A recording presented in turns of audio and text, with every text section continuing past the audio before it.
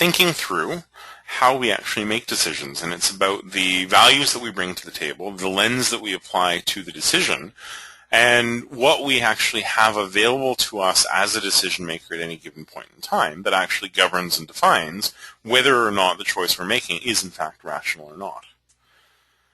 Now, all theories around decision making are at best approximations of actual behavior. There is, that I am aware of, no one universal, 100% accurate theory that reflects how human beings make decisions. We are simply too complex, and we are subject to too many variables to actually be able to get there.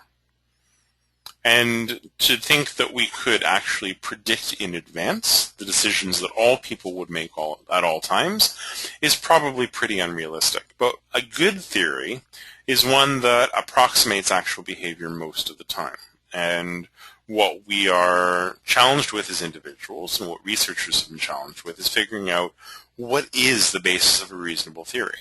Because we understand that many of the traditional theories that go back 15, 60 years, and classical economics is certainly one of those, when we look at expected utility theory, they produce inconsistent results. In fact, I demonstrated a number of instances in my last webinar where the choices people will typically make are actually counter to what expected utility theory or what classical economics would actually suggest. So while we know that doesn't work, the question then is, well, what does, or at least what works better? What provides us with a reasonable approximation of reasonable decision-making most of the time? Because realistically, that's about as far as we can hope to be able to get.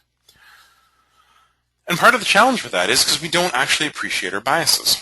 As individuals, even though we may intellectually recognize